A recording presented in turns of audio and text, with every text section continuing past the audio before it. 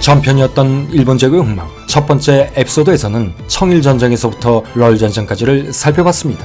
이번 편부터는 제1차 세계대전 후부터 제2차 세계대전 전까지의 기간, 이른바 전강기 동안 벌어진 일본과 관련된 사건에 대해 짚어보겠습니다.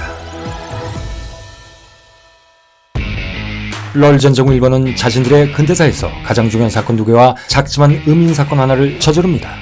이 중 중요한 사건 2개는 1910년 8월 22일에 강행된 대한제국병합과 1915년 1월 18일 중국에 강요된 21개조 요구입니다. 먼저 대한제국병합은 일본의 제국주의적 입장이 명확해진 사건이었습니다. 그리고 병합 전달인 7월 4일 일본은 자신들이 조선을 병합한다는 것을 러시아에게도 최종적으로 인정받은과 함께 그 시점 미국이 남만주 철도의 중립화를 요구하기 시작하자 이에 대한 대응으로 러시아와 일본과 러시아는 만주에서 얻은 특수이익을 서로 존중해주며 미국의 만주 진출을 견제하기 위해 상호 군사동맹을 체결한다라는 요지로 군사동맹을 맺게 됩니다. 이런 러일 협약에 따라 일본은 러시아와의 협의를 통해 만주와 조선 사이에 있던 기존의 러시아와의 관입국경선도 좀 더 북쪽으로 올릴 수 있게 되죠.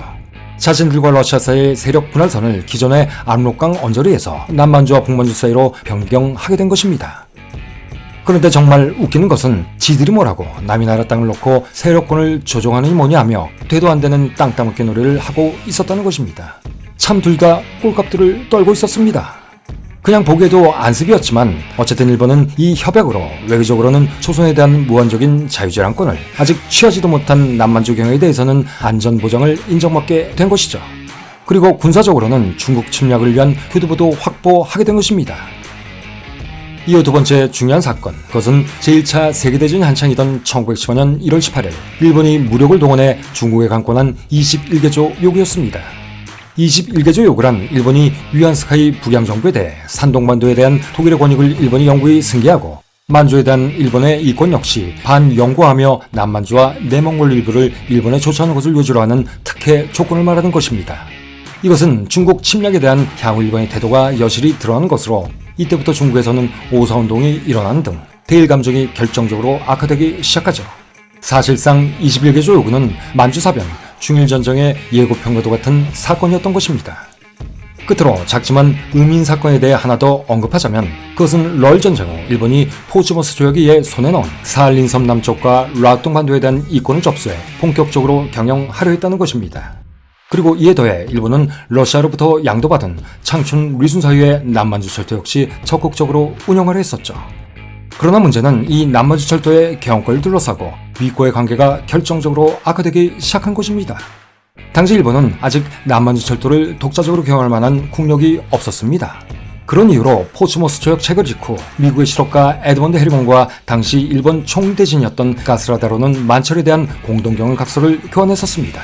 그러나 가뜩이나 포츠머스에서 미국에게 놀아났다고 풍기하고 있던 외무대신 고무라 추타로가 귀국한 후 그는 이를 맹렬히 반대하기 시작하죠. 그러자 그만 일본은 일방적으로 이 약속을 깨버리고 맙니다. 그리고 독자적으로 남만주 철도 주식회사를 설립해버립니다.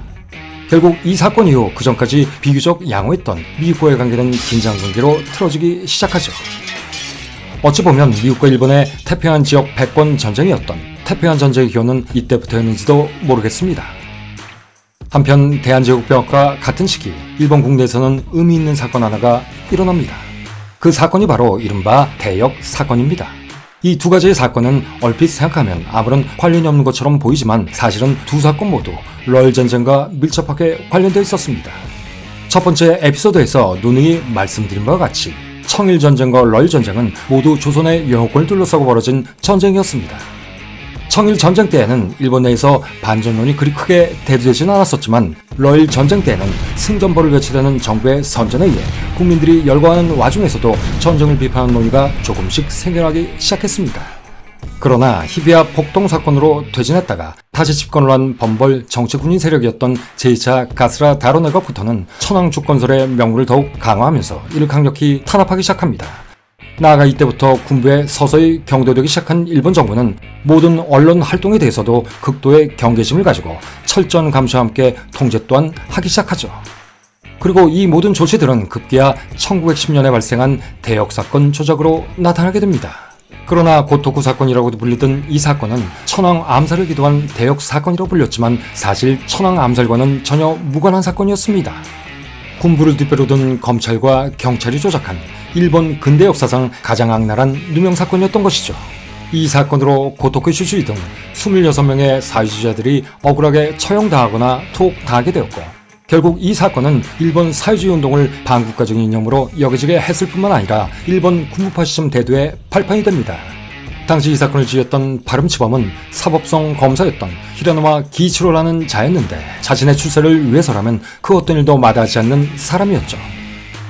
이런 출세지향적인 인간에게 천황을 등에 업고 지새하려는 군부의 야욕이 고스란히 투영됐던 것입니다. 이후 히라노마는 검찰총장이 되었고, 중일전쟁 중인 1939년에는 총리 대신의 자리까지 올라가게 되죠. 물론 전후 A급 전범으로 체포돼 종신형을 선고받지만 말입니다. 어쨌든 이 사건으로 일본 국내에서나 조선에서는 검찰이나 경찰, 군의 힘에 의해 식민지 저항운동이나 반정부운동이 철저하게 탄압받기 시작합니다. 3.1운동도 이 과정에서 일어났던 것이죠. 그러나 대역사건 이전과 이후 언론의 통제 단속은 이렇듯 강화 일변도로 변했었지만, 이 와중에도 히라지카 라이초 같은 진보적 여류 인사들은 1911년 9월 일본 최초의 여류 문예지 세이토를 창간하기도 했습니다. 세이토란 영어로 블루스타킹이라는 뜻으로 그 당시 영국에선 파랑색 스타킹을 신는 것이 교양이 높은 여성을 상징했었다고 하는데, 그것에서 유래했다고 합니다. 당시에는 혁명적인 여성 계몽 잡지였던 세이토. 물론 1916년 2월에 폐간되긴 하지만 여건이 매우 제한되어 있던 그 시대, 여성 해방과 여성의 자학립을 일깨우는 혁신적인 매체였습니다. 이 잡지는 일본 여성 해방운동의 길을 여는 시금석이 되죠. 그리고 이는 1930년 여성에게도 지방의 성호권을 부여한 법안이 통과되는 발판이 됩니다. 한편 1914년 7월 28일 발칸반도의 사라예보에서 울려 퍼진 한발의 총소로 시작된 전쟁은 4년간 3,252만 4,560명의 사상자를 내게 됩니다. 이것이 바로 제1차 세계대전이죠. 하지만 100년 전 프로이센과 프랑스 사이에서 일어났던 1870년 7월에 시작해 이듬해 올해 끝났던 보불전쟁에 대한 기억이 잊혀지던 그때, 산업혁명이 쌓아놓은 엄청난 물질무행의 힘을 한번 사용해보고 싶어서였을까요? 아니면 당시 유럽 제국 내에서 발생하기 시작한 민족주의적 경향을 가진 여타의 소규모 전쟁들을 정리하기 위함이었을까요? 모든 전쟁을 끝내기 위한 전쟁이라는 미친 슬로건 아래 당시 거의 모든 유럽인들은 전쟁을 열광하고 있었습니다. 그리고 그들은 10년 전 근대의 힘을 여실히 보여줬던 러일 전쟁의 공포 따위는 안중에도 없었습니다. 심지어 길어봤자 몇 개월 안에 끝날 것이라는 근거 없는 낙관에 빠진 젊은이들은 한때 추억거리라도 만들려는 듯 자원하게 바빴고, 마치 수학여행 가는 학생의 마음으로 전쟁으로 향하는 기차에 몸을 실었었죠.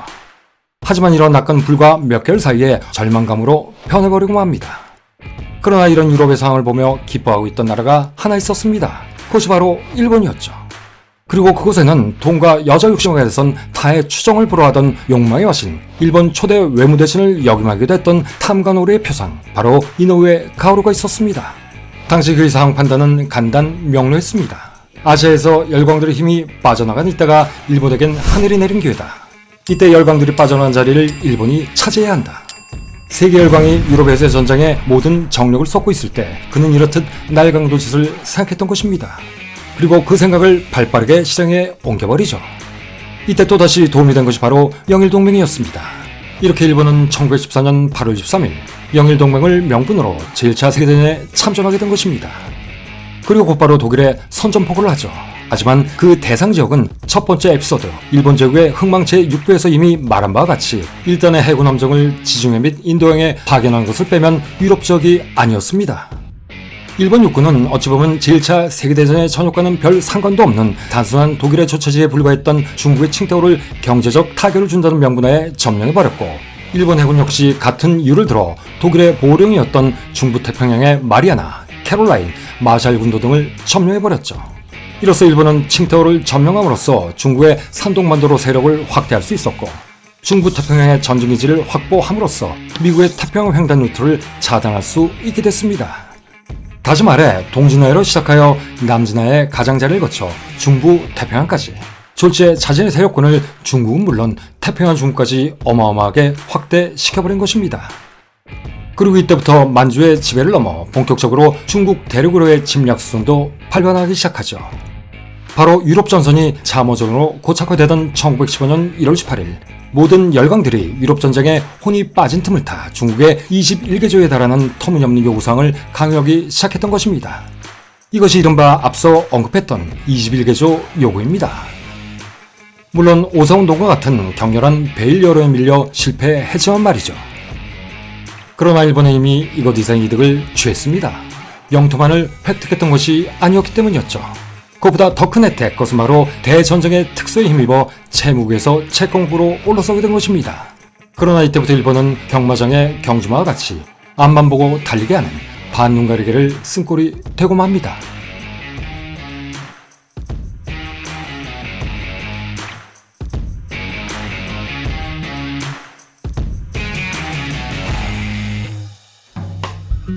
러일 전쟁 후 일본의 주력 산업은 여전히 경공업이었습니다. 그 중에서도 섬유산업이 중심이었죠. 그러나 이무렵부터는 기계화가 나름 상당히 진척되면서 양자업만 할 수 있었던 방직 회사들이 면포까지 짤 수 있는 이른바 겸한 방직 시스템으로 발전하게 됩니다. 이에 따라 면적물 수출 역시 증가하게 되었고 수출액이 수입액을 크게 웃돌게 되었죠. 또한 이무렵부터는 중공업 분야에서도 생산의 중심이 군 직속 공장이던 육군 공창과 해군 공창에서 미쓰이 조선소, 가와사키 조선소 등 민간 회사로 넘어가게 됩니다. 이로 인해 산업 구조 역시 간의 경공업 수준에서 엔진 등의 부품을 자력으로 생산할 수 있는 종합기계공업 또는 중공업의 형태로 발전을 하게 되죠. 여기에 더해 1906년부터 제1차 제철소 확정 계획도 시작하게 됩니다. 이처럼 이무렵부터 일본은 경공업과 중공업 모두 자체 생산력이 일정 수준 이상에 도달하는 상태가 되죠. 그래서 일반적으로 이 시기를 일본의 산업혁명 완성기라고도 평가하기도 합니다. 이때부터 일본 경제는 비약적인 발전을 하기 시작했고 그 여파로 인해 자본주의 역시 한층 더 빨리 진행됩니다. 그러나 러일 전쟁이 끝나고 1907년 1월부터 시작된 일본의 전후공황, 즉 전쟁이라는 특수한 수요가 사라지자 전반적으로 과잉 생산의 틀에 갇혀 있었던 일본의 경제는 급격하게 추락하게 됩니다.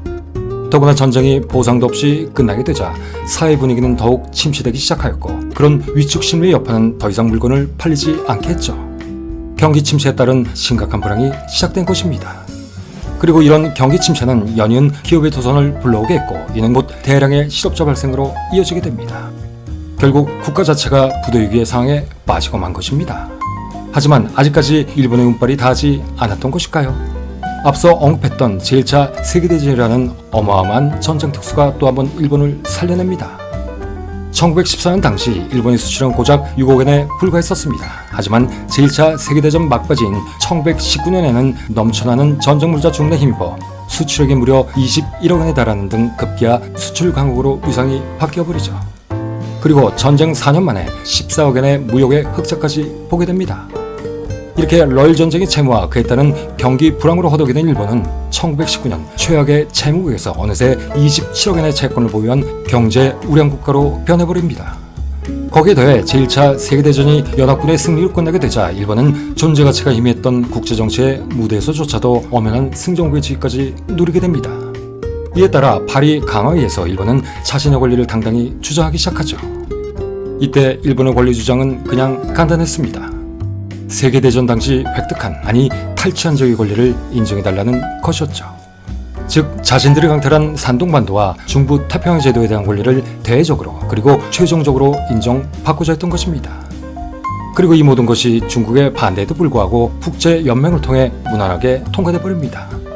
이때도 역시 영일동맹이라는 유술방어회가 제 역할을 했습니다. 그 마법이 바로 동맹국으로서 영국의 전폭적인 지원이었죠.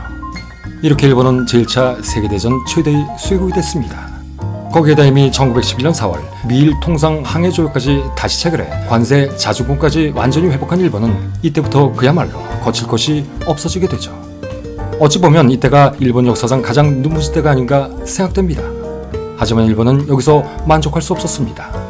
이때부터 일본은 자아도취라는 나르시스의 뽕에 제대로 취하기 시작했던 것이죠. 이 모든 것이 자신의 실력 때문이라고 착각하기 시작한 것입니다. 물론 일본도 메이지 유신 이후 근대화를 위해 뼈를 깎는 노력을 하긴 했습니다. 하지만 아무리 일본 입장에서 생각을 해보아도 그들은 단지 천년에 한 번 올까 말까할 기회를 운 좋게 잡은 것일 뿐이었죠. 그 첫 번째 우는 일본을 개항시킨 나라가 하필 그 당시만 해도 식민지 개발에 큰 관심이 없었던 순둥이 미국이라는 점이었고, 두 번째 우는 중국이라는 병든 고인이 아편전쟁에서 영국에게 털림으로써 일본에 집중될 수도 있었던 열광의 식민지 침탈 예약을 모두 흡수해줬기 때문이었습니다. 마지막 세 번째 호는 당시 영국과 러시아가 그레이트 게임이라는 이름으로 100년 가까이 대립하고 있었기 때문이었죠. 그것 때문에 최강국과 영국과는 동맹까지 맺을 수 있었던 것입니다. 하지만 일본은 이 모든 것을 인정하지 않았습니다. 아니, 망각해버리고 말았던 것이죠.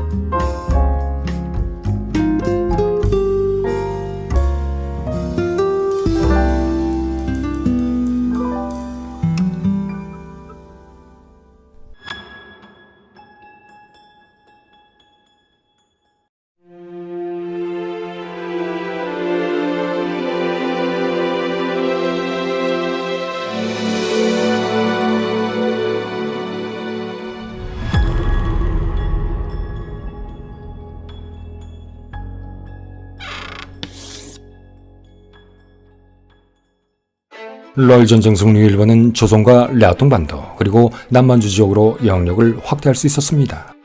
이로써 명목상으로는 제국주의 국가반열에도 올라서게 된 것이죠. 하지만 승전 배상금도 없이 전쟁이 종결돼 버리자 가뜩이나 기본 체력이 없었던 일본 경제는 금방 파탄이 나버리고 맙니다. 그리고 이는 곧 사회 전체의 혼란과 무기력함으로 나타나게 되죠. 그러나 아직 일본의 운이 다한 날이 도래하지 않았던 것일까요?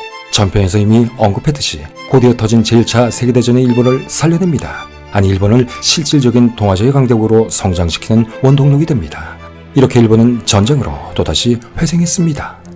영일동맹으로 연합군의 일원이 된 일본은 패전한 독일 제국의 중국 내 조차지와 태평양 섬들의 지배권을 확보할 수 있었고, 대전쟁으로 유럽의 산업활동이 멈춰서자 생각지도 못한 수출 호황이 입어 경제까지 비약적으로 성장했습니다. 이때부터 일본의 지위도 절망적인 만성 채무국에서 채권국으로 바뀌게 되죠. 물론 이런 좋은 시절도 얼마 가지는 않지만 말입니다. 어쨌든 이때부터 일본은 눈에 뵈는 것이 없어집니다. 자기들도 이젠 1등 국가가 됐다고 착각하기 시작한 것이죠. 이런 일본의 자가당착, 도대체 왜 그렇게 됐을까요? 그것은 일본이 치사량이 없는 국뽕에 이미 중독돼 버렸기 때문이었습니다.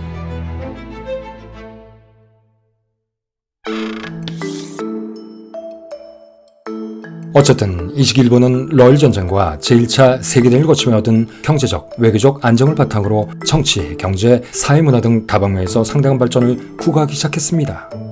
그리고 대량 생산, 대량 소비 문화가 정착되면서 전화, 자동차, 라디오, 영화, 레코드 등이 일본의 새로운 풍속도로 떠오르게 되죠.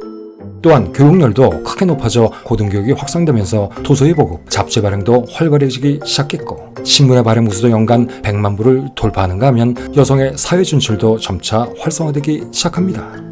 이 당시 도쿄는 진정 동북아의 런던과 파리, 뉴욕이나 침비 없었습니다. 하지만 이렇듯 일본의 경제 문화는 몰라보게 발전하고는 있었지만 그 혜택이 모든 계층에 골고루 분배되지 않았다는데 그 문제가 있었습니다.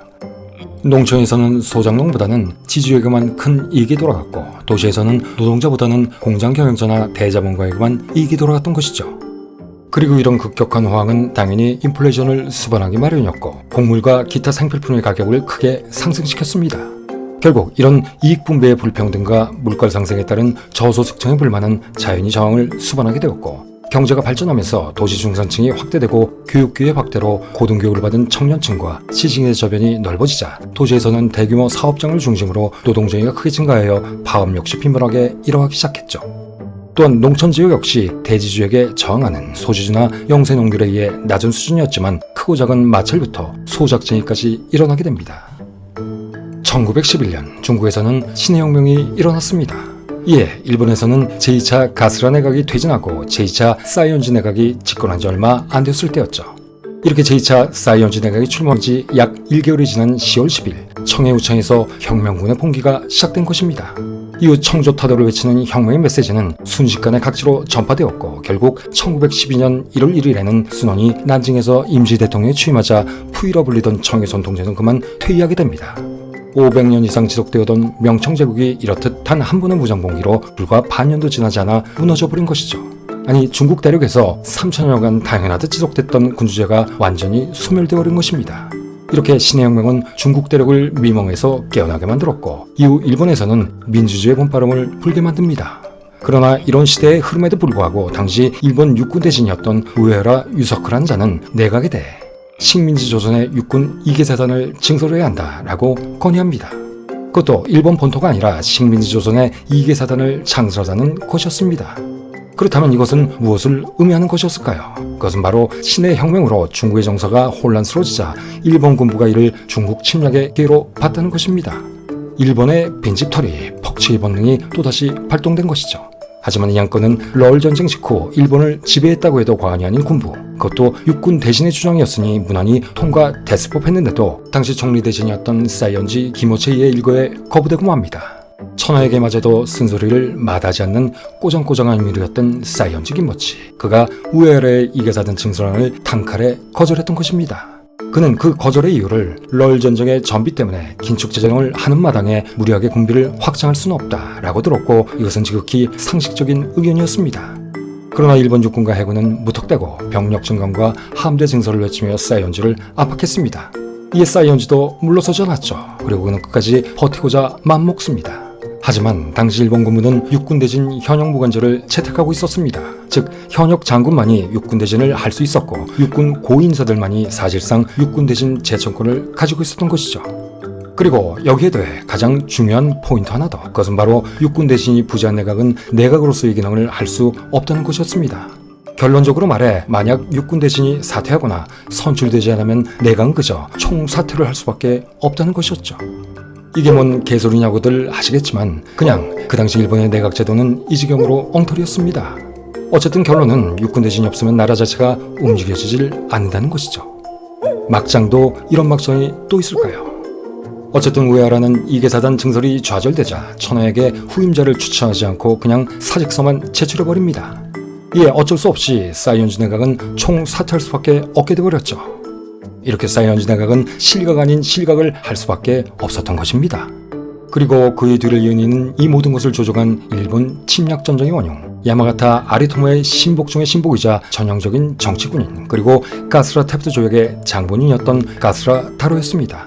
또다시 가스라 다로의 세 번째 내각이 등장한 것이죠. 사이언지 기모치, 1940년 9월, 그는 죽기 2달 전이자 미과의 관계가 한창 파국으로 치닫던 때 이런 말을 남깁니다. 전쟁, 또 전쟁. 이제 일본은 분명히 망할 것이다. 너희들은 다다미 위에서조차 죽지 못할 것을 각오해라. 죽기 전 그의 마지막 성견지명이었습니다. 나폴레옹 3세의 등장과 파리 고민의 끔찍한 실패가 이어지던 혁명 시대에 프랑스에서 유학했던 사이언지 기모치, 그는 10년간의 유럽 유학 시절 세계 정세를 두 눈으로 확인했던 몇 안 되는 일본에 깨어있는 지식인 중 하나였습니다. 그는 프랑스에서 자유주의와 사회주의를 공부했고, 그에 대한 경험을 바탕으로 교육한 후 정부를 신랄하게 비난하는 기사를 쓰기로 했던 대쪽 같았던 인물이었습니다. 하지만 이렇듯 일본 지도층 중에 깨어있고 박학다식하며 드물게 민주주의적 소양을 지닌 인물들은 미친 군부의 광란질에 하나둘씩 사라지고 말았던 것입니다. 어떻게 보면 부강한 민주주의 국가로 일본이 재탄생할 수도 있었는데 말입니다. 어쨌든 이렇게 들어선 무려 제3차 가스로 다로 내각은 제1차 내각 당시 러일 전쟁으로 어마어마한 희생을 치렀음에도 이런 불만에 기본적인 의사 표현의 자유조차 허락하지 않아 일어난 희비와 폭동으로 실각한 트라우마 때문이었는지 이때부터는 오히려 더 노골적으로 국민들을 억누르고 의회를 경시한 태도를 보이기 시작합니다. 그리고 여기에 대해 가뜩이나 모자란 재정을 털어 육해군 확장 계획을 1년 더 연기하려고까지 했죠. 이에 여론은 더욱더 나빠지게 되었고, 이누카이 쥐와지와 오자키 유케를 포함한 문민 정치인들은 이에 반발하여 대대적인 헌정옹호를 요구하는 제1차 호원운동을 전개하기 시작합니다. 이에 많은 언론인과 시민, 상공업자들까지 이에 가담하여 의회를 포위하고 신문사와 경찰서를 습격하는 등 대대적인 시위를 일으킵니다. 그리고 가스라 내각을 몰아내기 위한 작업에 본격적으로 돌입하죠. 바로 가스라 내각의 탄핵 결의안을 제출한 것입니다. 사태가 이렇게 돌아가자 가스라는 이를 막기 위한 초유의 방법으로 의회 정지 조치를 내리고 말죠. 바로 의회 해산을 시도했던 것입니다. 그러나 이는 호원파에게 헌법소라는 명분을 더욱 강화시켜줬을 뿐이었고, 마침내 헌정옹호 운동은 성공을 하게 됩니다. 결국 제3차 가스라 내각은 54일 만에 또다시 총사퇴할 수밖에 없게 된 것이죠. 우리는 이것을 다이쇼 정변이라고 합니다. 이 정변으로 하라다카시가 주도하는 이폰 정우회는 국회에서 유일하게 실력 행사를 하는 정당이 되었고, 곧이어 이폰 정우회를 여당으로 하는 야마모토 고노에 내각이 출범합니다. 이 다이쇼 정부는 일본 역사상 최초로 민중이 내각을 무너뜨린 것이자 진정한 의미의 내각자 여당의 탄생이었습니다. 이로써 일본 국민은 구체적인 행동을 통한 정치 행위를 경험하게 된 것이죠. 자신들도 더 이상 바보가 아님을 선포하게 된 것입니다. 참고로 여기서 일본의 정치사를 잠시 살펴보자면 1890년 11월 29일 메이지 헌법에 의해 탄생한 일본의 제국의 역시 법령을 가결하고 예산을 승인한 등의 권한을 가지고 있었습니다. 다만 정치구조가 지금의 정치구조와는 매우 달랐었죠. 1890년 7월 일본에서 처음으로 치러진 중의원 선거에서 당시 민권당이었던 이폰 자유당과 이폰 개진당이 야당으로 과반수를 차지하게 됩니다. 반면 당시 여당격은 지금과는 다르게 원로들로 채워진 귀족원이었습니다. 즉 당시 일본 의회는 일반 평민으로 이루어진 하원격인 중의원과 일본 제국으로부터 귀족 계급을 하사받은 자들을 일컫는 화족, 다시 말해 일본 귀족 원로들로 이루어진 상원격인 귀족원, 이렇게 양원제로 구성되어 있었던 것입니다. 여기서 귀족원이라 함은 화족 중 천황의 칙명에 의해 의원의 지위를 얻은 자들의 집단을 말하는 것인데, 이 역시 1890년 11월 29일 일본 제국의 탄생부터 지금의 일본국 신헌법이 발효된 1947년 5월 2일까지 존재했죠. 이들의 임기는 7년이었고 이들 중 천황이 임명하는 칙임위원은 임기가 총신이었습니다.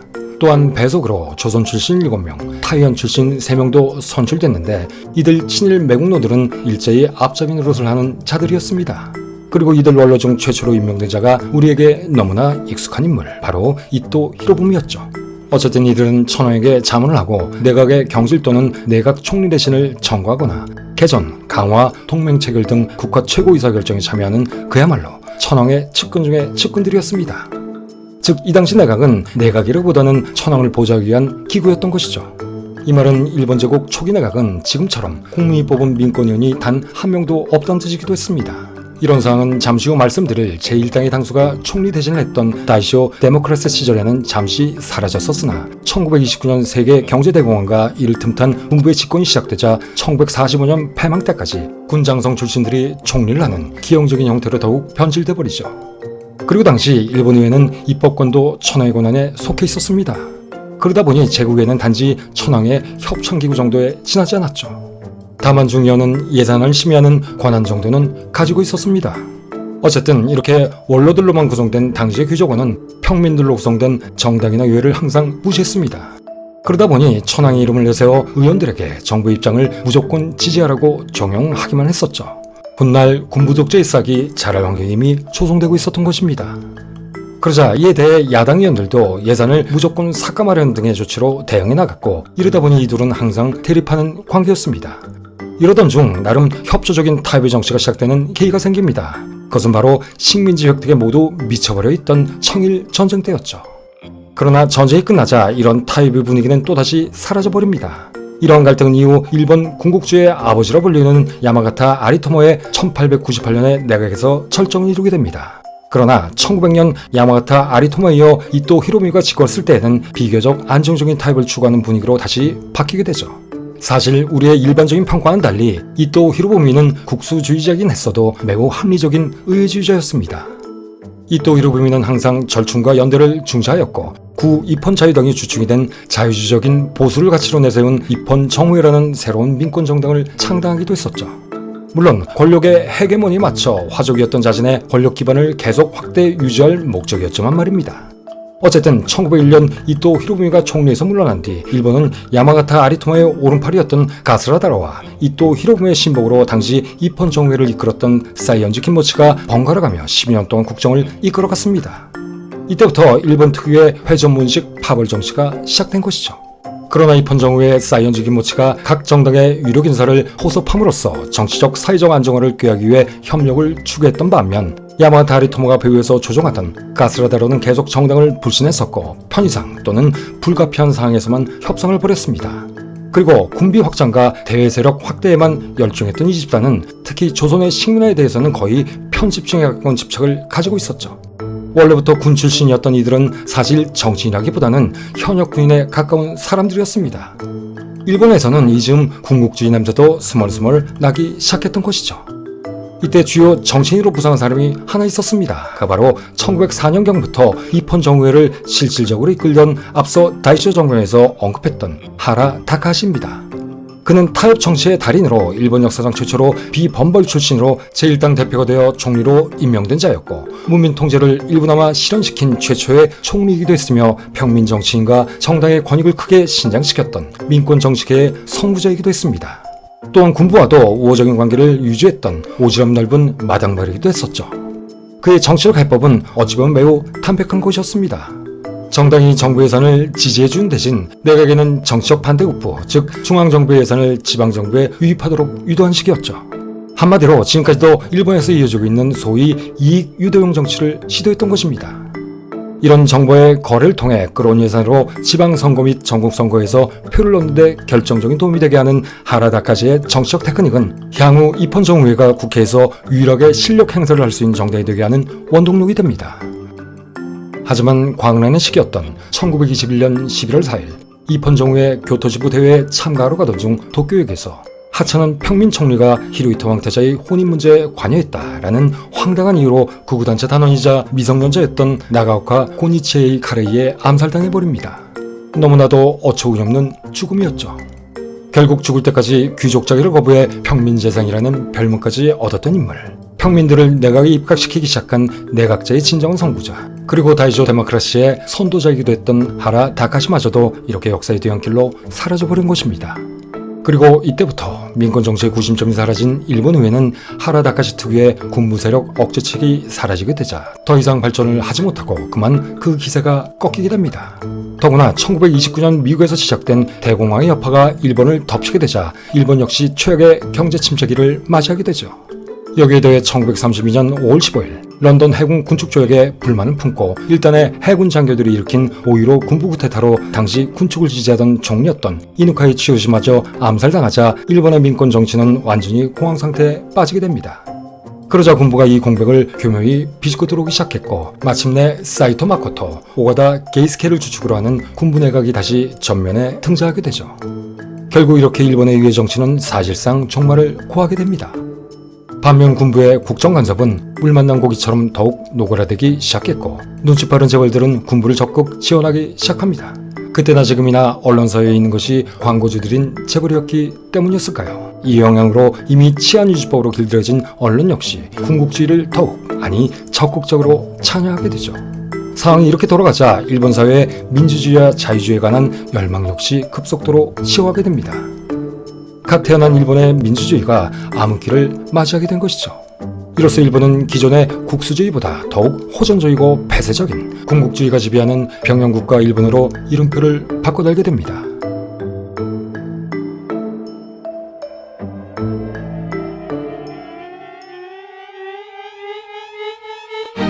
어쩌다 보니 일본의 정당 얘기가 다소 길어졌습니다. 다시 다이쇼 데모크라시 얘기로 돌아가 여러분도 잘 아시다시피 일본 국민들은 메이지 유신 이후부터 제국 건설이란 목표 아래 계속 전쟁을 치러했습니다. 그런 사이에 이들은 국가를 위해 피와 땀과 눈물을 바쳐야만 했죠. 그러나 이런 피해 악순환이 언제쯤 끝날지는 아무도 생각할 수조차 없었습니다. 이에 대부분의 일본 국민들은 이처럼 혹독한 침략 전쟁에 넌더리를 치고 있었고 또한 군부의 입맛에 맞춰 말도 안 되게 돌아가는 정치판을 보며 염증을 느끼기 시작했습니다. 이 때문에 일본 국민들의 대정치 신뢰감은 더욱 나빠지게 되었고 비로소 일본 국민도 자각을 하기 시작합니다. 말로만 듣던 인본주의, 평등주의, 민권주의, 경제정의라는 새로운 사자의 눈을 뜨기 시작한 것이죠. 그리고 이런 분위기는 곧 일본 역사상 한 번도 볼 수 없었던 대규모 밀란의 기운으로까지 번지게 됩니다. 사태가 이렇게 돌아가자 대규모 소유를 감지하기 시작한 일본 군부는 억지 춘환격으로 육군 대신 현역 무관제를 배제하는 등 겉으로는 군부의 영향력을 약화시키는 듯 보이려고 했죠. 그러나 이때 어마어마한 방산 비리가 덜컥 터져버립니다. 그것은 바로 일본을 발칵 뒤집어 놓은 지멘스 사건이었습니다.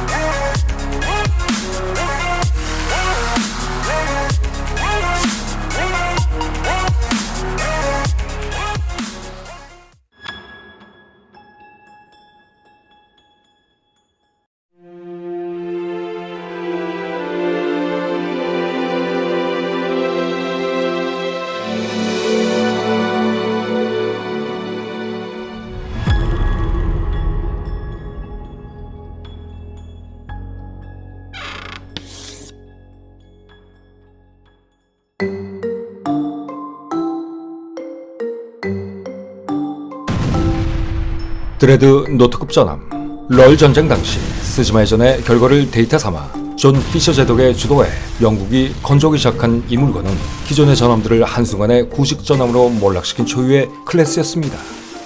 그리고 이것은 영국 해군이 또 다른 전략적 우위를 점할 수 있는 기회를 잡았다는 뜻이기도 했었죠. 그러나 한편으론 다른 열강의 해군 역시 영국을 따라잡을 수 있는 절호의 기회라 여겨지기도 했습니다. 전함 숫자가 적더라도 드레드노트급이라면 이젠 충분히 영국 해군을 압도할 수 있을 것이다. 이 말이 바로 그 의미였던 것이죠. 당시 세계 최강의 해군력을 보유한 나라는 역시 영국이었습니다. 그러나 이 말은 톤 수만을 기준으로 한다면 구식 전함 역시 가장 많이 보유한 나라가 영국이란 뜻이기도 했죠. 다시 말해 지금껏 피땀 흘려 축적한 해군력은 이제 모두 과거 유물이 됐다는 것이었습니다. 그 이유는 당시 드레드노트급 전함 한 척의 전투력은 기존 전함 전투력이 3배에 달한다고 평가됐기 때문이었죠. 이렇듯 드레드노트급은 해군력이 새로운 기준이 된 것입니다. 이로써 모든 열강들이 드레드노트급 건조에 뛰어들게 되면서 전세계는 때 아닌 건함 경쟁을 벌이기 시작하게 되죠. 각국은 기존의 총배수량은 이제 의미가 없다. 이 물건이야말로 영국 해군을 추월할 절호의 기회인 것이다 라고 인식했던 것입니다. 그러나 이것은 함정이었습니다.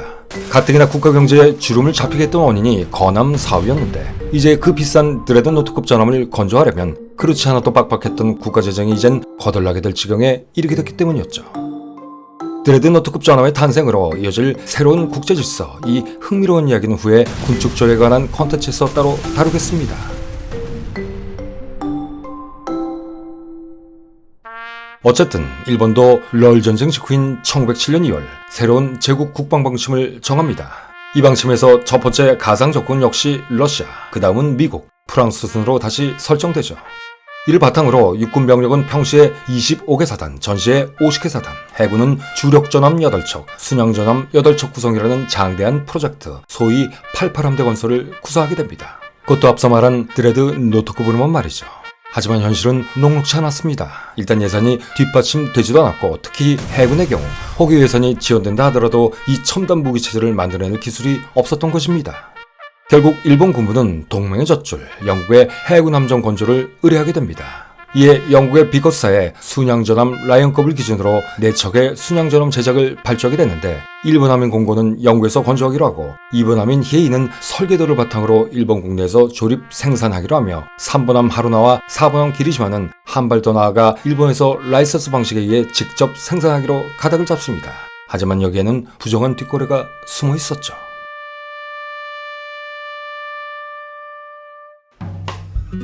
그것은 바로 비커스사가 공고의 수주를 위해 일본 해군 지도부에 뇌물을 뿌렸다는 것이었고 이런 비커스사의 일본 내 영업 및 뇌물 제공을 총괄했던 이른바 에이전트사였던 미쓰이 물산은 이렇듯 자신들이 뿌릴 뇌물을 보존하기 위해 공고의 판매 대행 수수료를 2.5%에서 5%로 인상해 청구했던 것입니다. 결국 이 판매 대행 수수료는 비커스사에 의해 당연히 함선 제작비에 오롯이 반영되게 되었고 결국 그 비용은 고스란히 일본 국민의 호주머니에서 슈킹하게 된 것이죠. 이런 사실이 알려지자 급기야 일본 국민의 분노는 폭발하고 맙니다. 그동안 전쟁을 치른다며 국가 예산의 30% 이상을 건함 사업에 쏟아붓느라 일본 국민은 이미 허리가 휘었고 세금을 감당하지 못해 딸을 팔고 가족을 버리는 상황까지 내몰렸었으니까요. 그런데 이제는 이런 추잡한 비리까지 터져나와 버렸으니 그 분노가 하늘을 찌를 것은 당연한 것이었습니다. 사태가 이렇게 되자 일본 국민은 앞서 말한 럴 전쟁 후 본전도 못 찾은 포스모스 조약 반대 때처럼 다시 한번 도쿄 히비야 공원에 모여들게 됩니다. 그리고는 이번에는 국회 의사당까지 쳐들어가 국회 경비원들과 충돌까지 빚게 되죠. 하지만 일본 군부의 비리, 이것은 이미 어제 오늘 일이 아니었습니다. 심지어 지멘스 스캔들 당시 일본 해군은 리베이트를 관리하기 위해 런던 은행에 영국인 명의 차명 계좌까지 만들어 놓고 본격적으로 상담을 받고 있었은 말이죠. 그러나 이것은 해군만의 문제가 아니었습니다. 당시 일본 육군 역시 이런 리베이트를 관행처럼 생각하고 있었고 이전부터 상습적으로 뇌물을 받고 있었기 때문이었죠. 그러나 이 문제는 여기서 끝나지 않았습니다. 태평양 전쟁 패망시까지 끊이지 않고 일어났던 일본 군부와 재벌들 간의 비리, 이런 추악한 비리의 커넥션은 이렇듯 길고도 깊었던 것이었죠. 어쨌든 이 사건으로 일본 해군은 울며 겨자 먹기 식으로 지중해와 인도양에 애지중지하던 전투함들을 파견할 수밖에 없게 됩니다. 그런데 그리도 가혹했던 철권 통째라에서 어떻게 이런 비리가 수면 위로 드러나게 된 것이었을까요? 이게 더 웃깁니다. 그것은 바로 이 역시 일본 해군과 육군의 반목과 갈등의 결과물이었기 때문이었습니다.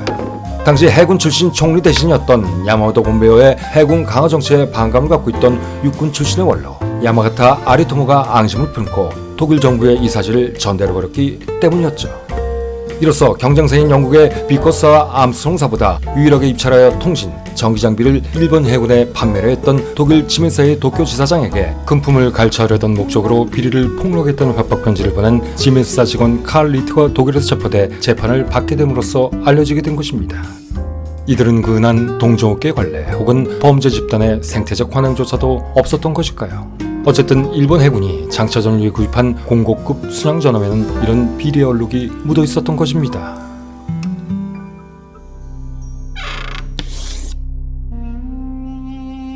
이때부터 일본 국민은 메이지 유신 이후 처음으로 민주주의에 대해 진지하게 생각하게 되죠. 이로써 일본 국민 사이에는 점차 작은 균열이 일어나기 시작합니다.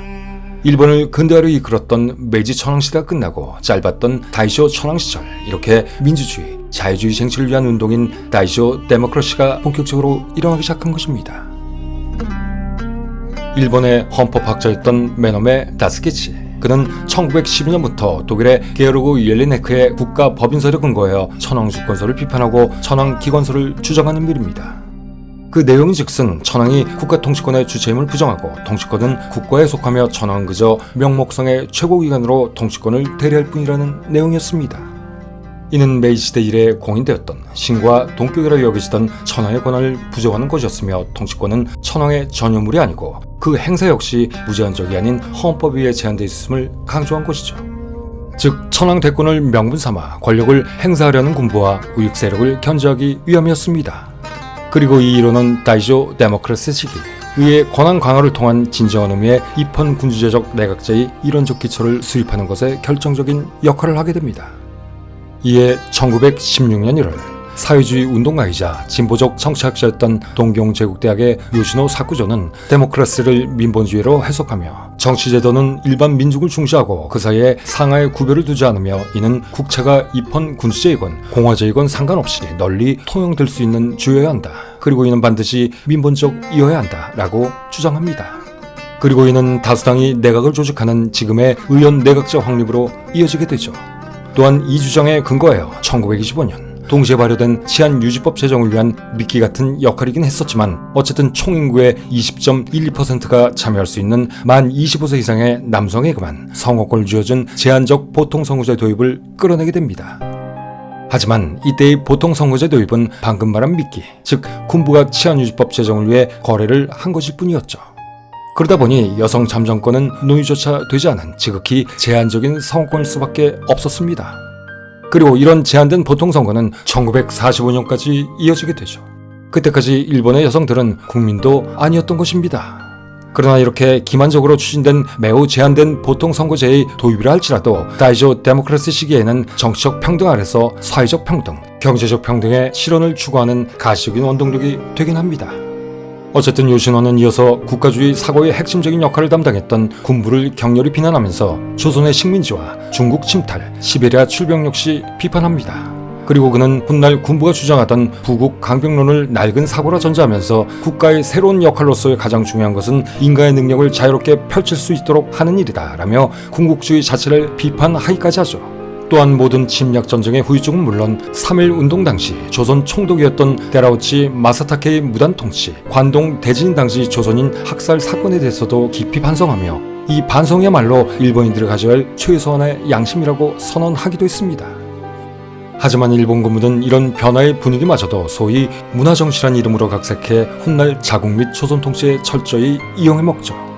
어쨌든 이런 일련의 변화의 물결 등으로 인해 1918년 일본에서는 평민 재상이라고 불리는 하라다카시를 필두로 하는 새로운 내각이 탄생합니다. 이 내각의 특징은 육해군 대신을 제외한 모든 강요가 정당원 출신이었다는 점이었습니다. 이는 당시로서는 매우 파격적인 해프닝이었는데 일본은 원래 1880년에 이미 내각제를 도입하긴 했었지만 당시 내각의 강요 인사라는 것이 현재의 의원 내각제에서 볼 수 있듯이 국회의원이나 혹은 관료 출신이 내각의 강요가 되는 구조이기보다는 주로 기득권층인 화족이나 천황으로부터 자기를 받은 고위층들에 의해 구성되는 경우가 많았었기 때문이었죠. 그러나 이때부터는 정당원 위주의 강로 인사가 이루어지게 된 것입니다. 또한 총리 대신의 임명 또한 매우 이례적이었는데 당시까지만 해도 일본 총리 대신의 임명은 메이지 헌법에 의하여 천황에게 자문과 포피를 행하는 또 다른 기관인 추미론에 포진한 원로들에 의해 이루어졌었습니다. 하지만 1918년 7월 시베리아 출병 등으로 쌀 주저 증가를 틈타 상인들이 쌀을 매점매석하여 쌀가까지 폭등하기 시작하자 그렇지 않아도 2개월 동안 지속되던 노동운동, 소작쟁이 등과 같은 민주운동이 다이조 데모크라시 사회운동의 영향까지 받게 되자 대규모 폭동의 기미로까지 번지게 됩니다. 그러자 이를 보고 위협을 느낀 추미론 원로들이 마침내 하라 다카시 같은 평민 출신 총리 대신을 임명함으로써 국민들의 불만을 어떻게든 완화해보려고 변화를 시도했기 때문이었죠. 이렇듯 하라 다카시의 총리 임명은 매우 혁신적인 사건이었던 것입니다. 이로써 1924년 5월의 선거에서부터는 기존의 수상 선출 관행이 바뀌게 됩니다. 그리고 이러한 관행의 변화는 지속적으로 이어져 선거를 통해 다수당이 된 정당의 당수가 천황의 위임을 받아 총리대전으로 선출되고 조각을 책임진 것으로 정착되게 되죠. 물론 얼마 안가 소련의 성립과 함께 공산주의 사상이 확산되고 지식인들 및 노동자들 사이에서 공산주의 움직임이 활발해지자 치안유지법이 발동되고 군부 통치가 극악의 독재 모드로 바뀌어가면서 이 모든 것이 물거품이 되긴 하지만 말입니다. 안타깝지만 이렇듯 다이조 데모크라시 운동의 생명은 겨우 10여 년에 불과했습니다. 신의 혁명으로 시작해 지멘스 사건으로 불이 붙었던 짧은 도쿄의 봄. 이것은 1925년 최고형을 사형으로까지 높인 치안유지법이 등장하면서 막을 내렸던 것이죠. 20세기는 어쩌면 공산주의 태동과 함께 시작된 세기일지도 모릅니다. 신의 혁명으로 군주제를 벌인 중국과 제1차 세계대전 중 볼셰비키 혁명으로 짜를 몰아낸 러시아의 영향으로 일본 내에서도 군주제를 부정하는 기류가 서서히 싹트기 시작했습니다. 그리고 공화제 운동과 공산주의 운동이 뒤이어 거의 동시에 등장하기 시작했죠. 이것은 중국과 러시아의 예로 봤을 때 어쩌면 당연한 수순이었습니다. 마찬가지로 1919년 일본에서도 도쿄대, 와세다대 학생들을 중심으로 시인회 등의 사회주의 단체가 생기기 시작합니다. 이어 1920년 12월 사카이 도시히코와 야마카 히토시 등의 마르크스 주의자들은 오스키 사카이 등과 같은 무정부주의자들과 함께 문인, 학생단체, 노조간부 등 넓은 의미에서의 사회주의자들까지 모두 포괄하여 일본 사회주의 동맹을 결성하고 제1회 대회를 개최합니다. 이렇게 일본 사회당이 탄생되었던 것이죠. 그러나 당시 아무리 데모크라시 정신에 입각해 집권한 하라 다카시 내각이라 하더라도 이런 급진적 개혁 세력에 대해서는 단호하게 대처할 수밖에 없었고 결국 다음해 5월에 제2회 대회는 무산돼 버리고 맙니다. 동시에 동맹 자체가 치안 경찰법에 의해 결사 금지 처분을 받고 해산돼 버리고 말죠. 그러자 이런 탄압적 국면에서 현실의 한계를 절감하게 된 혁명적 마르크스주의의 입장을 견지하던 사회주의자들은 치열한 내부 논쟁을 통해 일본의 혁명을 위해서는 비합법적이라 하더라도 혁명정당의 건설이 시급하다라는 결론에 도달했고 1922년 7월 사카이 도시코와 야마카와 히토시 등이 중심이 돼 곧바로 코민테린의 한 집으로서 일본 공산당을 결성하게 됩니다. 그러나 이들은 기존의 사회주의적인 개혁을 넘어서 군주제의 폐지를 비롯해 독점 자본의 억제에 의한 인민의 생활 개선, 외교에 대한 간섭 중지 및 침략 전쟁의 중단, 그리고 조선, 대만의 해방 등 급진적인 혁명을 주장하죠. 하지만 이는 일본 우익 정부나 군부의 보루나 마찬가지로 인식되고 있던 천황제, 그것을 지키기 위한 치안유지법을 만드는 빌미로 쓰여지게 됩니다. 일본 역사상 가장 잔혹한 폭력을 휘둘렀던 법, 이른바 사회탄압법으로 악명 높았던 치안유지법. 이 법은 1923년 관동 대진 직후의 사회혼란을 방지하기 위해 공포된 긴급 칙령으로 시작됐습니다. 그리고는 제한적 보통선거 허용과 맞바꿔둔 식으로 공표되었죠. 나아가 이 법은 일본 제국 내뿐만 아니라 일본 제국의 성령에 대해서도 적용되었던 법이었습니다. 그리고 1938년부터 1945년까지 지속된 국가총동원법 체제와 맞물려 자국 내의 반정운동은 물론 조선의 독립운동에 대한 탄압에도 적극 활용됐었죠. 이 법의 조문 제1장 제1조에는 국채, 즉 천황통치체제의 변혁을 목표로 하는 자는 이 법에 근거하여 모두 처벌할 수 있으며 라고 기재되어 있습니다. 이렇듯 치안유지법은 이 조문에 근거하여 그 적용 대상을 사회주의 운동, 노동운동, 그리고 종교에까지도 확대시켰고 식민지 저항운동은 물론 나중에는 정부를 비판하는 모든 언론까지 포함시켰습니다. 이렇게 1925년 5월 10일 발효된 치안유지법은 1945년 10월 15일 연합군 최고사령부령으로 폐지되기 전까지 20여 년간 무려 7만 5천 명을 고문하고 처형한 악법이었습니다. 군국주의로 치달아가던 시대, 일본에서 민주주의가 도래했으나 실패했다는 뜻의 썼던 표현인 다이쇼 데모크라시, 그리고 조선 데모크라시를 민본주의로 해석하고 모든 일본 침략 전쟁의 후유증을 일본인들이 가져야 될 최소한의 양심이라고 선언하기도 했던 요시노 사쿠죠. 그는 보통의 일본인들이 너무 그렇게 조선을 몰아세우지 말고 선정을 베풀라 라고 말할 때 선정만 하면 일본 통치에 만족하리라 생각하는 것은 독립민족의 심리를 이해하지 못하는 것이라고 말했다고 하죠. 하지만 당시의 일본 정부나 대부분의 일본 국민들의 생각은 달랐습니다. 작금의 조선 포기론은 단지 경제적 득실이라는 관점에서만 논한 것일 뿐이라고 생각했던 것이죠. 어쨌든 당시 요시노 사쿠조의 조선 독립의 논리나 일본인들의 선정 통치 논리는 곧 조선에 대한 또 다른 통치 방식인 문화 통치로 귀결돼 버립니다. 일본인들은 다이쇼 데모크라시의 실패로 결국 자신들이 절멸적인 패배를 당했다고 생각하고 있습니다. 하지만 100년 전의 일본, 그리고 일본인, 과연 그들은 얼마나 바뀌었을까요?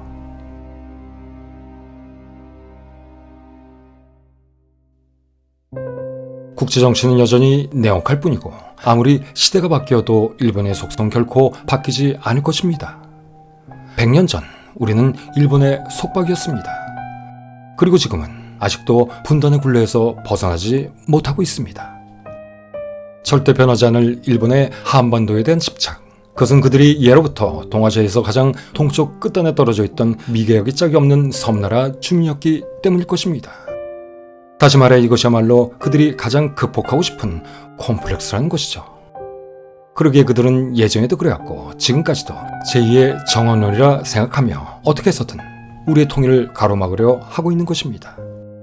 또다시 1000년 넘게 이어지던 존재의 고립이라는 열등감에 빠지기 싫기 때문이죠. 그래서 행해지고 있는 한반도의 분단 상황을 고착화시키고자 하는 이들의 얄팍한 농간. 그렇다면 그것을 막을 수 있는 가장 확실한 방법은 무엇일까요? 그것은 다름 아닌 지금까지도 이어지고 있는 한국전쟁, 그 전쟁에 대한 종전협정에 의한 평화정착, 나아가 남북 통일하는 대합을 연착륙시키는 것입니다. 또한 우리가 절대 잊지 말아야 할 것이 하나 더 있죠. 그것은 바로 한반도가 태평양의 중국 대륙, 시베리아, 그리고 중앙아시아를 거쳐 유럽까지 이어지게 됐을 때 가장 중요한 거점이라는 것입니다. 그리고 이 21세기 실크로드의 출발점이 될 한반도에 우리가 당당히 존재하고 있다는 사실이죠. 세계사상 유례가 없는 무려 5,000년이 넘는 유관 역사를 존속시킨 우리 민족. 그 어떤 시련도 모두 극복했고 더구나 일본은 절대로 스스로 완성시키지 못했던 민주주의를 아래로부터의 혁명, 즉 자생적으로 키워낸 민중의 힘과 불굴의 의지로 관철시켰던 대한국인들. 이것이야말로 일본인들과 우리의 명확한 차별점일 것입니다. 우리 모두의 피와 땀, 혼이 서려 있는 대한민국의 민주주의, 이 가치는 영원히 이어져야 할 것입니다. 그리고 또다시 한반도. 한반도는 우리에게 기회의 땅입니다.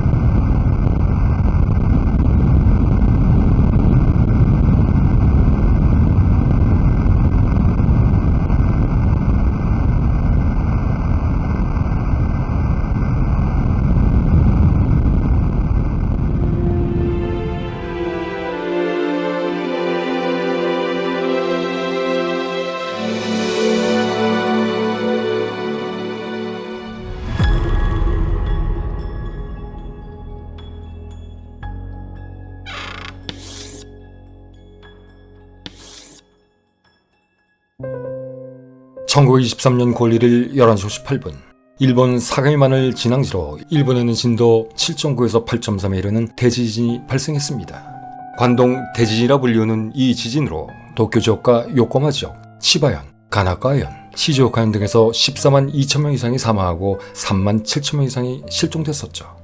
그리고 이 지진으로 흉해진 민심은 곧 조선인과 중국인, 일본인 사회주의자에 대한 대학살로 이어졌습니다. 당시 일본 내무성이 각 경찰서의 공문을 통해 재난을 틈타 이득을 취하려는 조선인들이 사회주의자들과 결탁하여 방어와 폭탄에 의한 테러, 강도 등을 획책하고 있으니 주의해라 라며 악랄하기 그지없는 선동 공작을 펼치기 시작했기 때문이었습니다. 이 선동으로 일본인들은 우익들의 주도에 죽창, 몽둥이, 도끼, 갈고리, 일본도, 총기 등으로 무장하고 곳곳을 돌아다니며 조선이다 싶으면 가차없이 학살해버렸죠. 그 잔혹함은 이루 말할 수가 없었는데 그 당시 자료를 도저히 화면에 올리기 어려울 정도입니다. 이들은 조선식 복장을 한 사람을 보면 그 즉시 죽창으로 찌르거나 칼로 베어버렸고 또 몽둥이로 때려 죽이거나 도끼로 찍어 죽였습니다. 그것만이 아니었죠. 그보다 더 잔혹한 방법으로 몸에 뜨거운 기름을 붓거나 장작불에 묶어 천천히 화형시키듯 죽이기도 했습니다. 심지어 사람들을 밧줄로 굴비 엮듯 묶어 산채로 강물에 던져버리기도 했고 여자들은 노소를 구분하지 않고 닥치는 대로 윤관하고 죽여버렸습니다. 그러나 이때 혼란 수습과 질서 회복의 의무가 있는 일본 경찰과 출동한 일본군 헌병 상당수는 이러한 학살을 제지하기는커녕 묵인하거나 통참하기까지 했습니다. 하지만 당시 조선인과 친분관계에 있던 야쿠자 등 일부 집단들은 이와는 반대로 학살 행위를 막아주고 오히려 조선인들을 숨겨 주기도 했죠. 공권력이 깡패 집단보다 못한 존재였던 것입니다. 어쨌든 이렇게 살해된 조선인은 1923년 12월 5일자 독립신문의 보도에 의하면 6,661명이나 된 것으로 알려져 있습니다. 물론 일본은 이것마저 축소시켜서 희생자는 단 300여 명뿐이라고 발표했었죠. 그러나 일본 정부도 더 이상 이 대참사를 은폐하기는 어려웠었던지 훗날 사망자가 900명 이상이었을 것이라고 수정할 수밖에 없었습니다. 당시 일본의 민본주의 학자이자 정치인이었던 요시노 사쿠저도 일본인의 무차별 테러로 2,711명의 조선인이 희생됐다고 추정했었죠. 결론적으로 이 사건은 다분히 일본 정부가 당시 경기 침체로 민심이 요동치던 와중에 지진까지 발생하자 이런 혼란한 국면을 타개하고자 사회 불만의 표출 대상을 정부가 아닌 조선인과 사회주의자로 몰아감으로써 위기의 상황에서 벗어나는 비열한 공작이요 만행이었던 것입니다. 또한 그 표출의 방법마저도 선정 대상에 대한 무차별 학살이라는 극악한 수법으로 조장했던 것이죠. 그리고 당시 일본 정부는 이런 험악한 분위기 속에서 1923년 10월 조선인 아나키스트이자 의열단 단원이었던 박열과 그 일본인 부인 가네코 후미코가 히로히토 황태자의 혼례식 때 암살을 기도했다는 혐의를 씌워 체포한 사건도 일으킵니다. 물론 이것도 과장 조작된 사건이었죠. 그리고 이 사건 역시 관동 대지진과 함께 공산주의자 색출이라는 명분으로 제정된 치안유지법을 발동시킨 이유들 중 하나로 이용됩니다. 이렇게 1925년 5월 10일부터 시행된 치안유지법. 천황을 옆에 끼고 있어야지만 방해받지 않고 침략전쟁을 일으킬 수 있었던 군부로서는 어쩌면 천황제는 목숨 걸고 지켜야 할 제도였을 것입니다. 만약 천황 주권론이 아니라 인민주권의 득세에 민주주의 체제로 이행된다면 군부가 내각의 통제 밖에서 제멋대로 움직일 수 없을 것이고 결국 이들은 전쟁을 마음대로 할 수 없기 때문이었겠죠. 그러기에 일본 군부와 군부에 장악된 정부는 치안유지법을 만들어 공화주의자와 공산주의자들을 색출해 처단하기 시작했던 것입니다. 물론 이를 핑계로 민본주의적 가치까지 모조리 일소해버리죠. 다시 말해 치안유지법은 천황제를 부정하거나 군부를 반대하는 모든 이들을 단속하고 처벌한 도구가 되어버렸던 것입니다. 그런데 여기서 흥미로운 점은 이 치안유지법이 훗날 우리나라의 국가보안법의 모토가 되었다는 사실입니다. 이 두 법의 공통점, 그것은 바로 공산주의 침투를 망다는 명분으로 민주주의를 부정하고 그 자체를 말살하려 했다는 것입니다. 정작 일본에서 사라진 이런 악법이 무소불위 정권을 유지하려 했던 당시 한국의 군사 독재 집단에 고스란히 계승됐던 것이죠. 그때까지도 일본 군국주의 면모가 한국에 그대로 남았었던 것입니다. 어쨌든 일본은 제1차 세계대전의 반사이익에 따른 화랑이 꺼져갈 무렵인 1920년부터 과열 투자에 따른 물가 폭등, 주가 하락, 여기에 더해 정부의 잘못된 발표로 인한 예금 인출 사태까지 차례로 일어나기 시작하자 1927년 이런 일련의 사태는 급기야 시중은행의 10%가 문을 닫아버리는 주화 금융공황으로 번져오르게 됩니다. 더구나 지진이라는 자연재해까지 일어나고 무식하기 짝이 없는 군부 정권까지 득세하게 되자 결국 일본은 1930년대부터는 군국주의라는 지역무로 급속하게 빨려 들어가기 시작하죠. 또한 국수주의적 보존으로 천황지배의 절대성을 내세운 전통적인 우익외에도 이때부터는 치안유지법이라는 면죄부를 뒤집어 쓴 새로운 집단, 이른바 극한적 우익이라는 괴물까지 탄생하게 됩니다. 그리고 이 모든 것이 군국주의적 파시즘으로 이어지게 되죠. 독일의 나치와도 같은 새로운 수정주의적 사회주의인 국가사회주의가 탄생한 것입니다.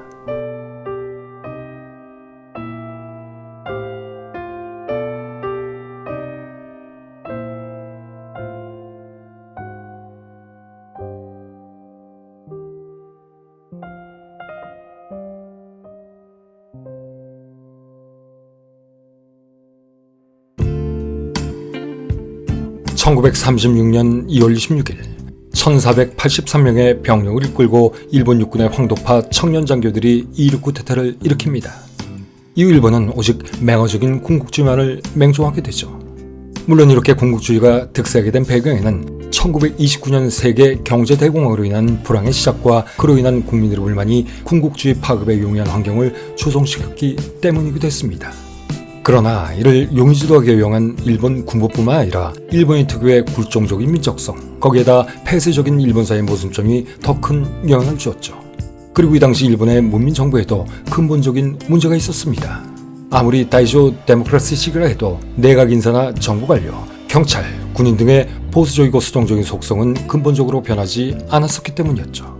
그것은 이 당시의 정부도 여전히 집회에 대한 무리한 사전 허가권 및 해산권을 행사했었고 치안 경찰법 등으로 반대 세력을 무단 탄압했으며 특히 무정부주의, 사회주의에 대해서는 더욱 가혹하게 탄압했던 것을 보면 알 수 있습니다.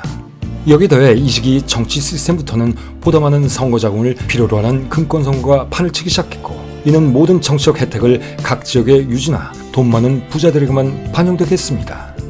물론 이것은 우리나라도 일본도 지금까지 변하지 않고 있지만 말이죠.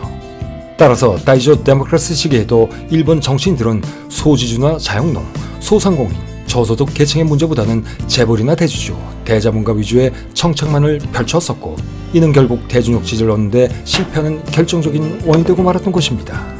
이것 역시 지금과 별 차이가 없죠.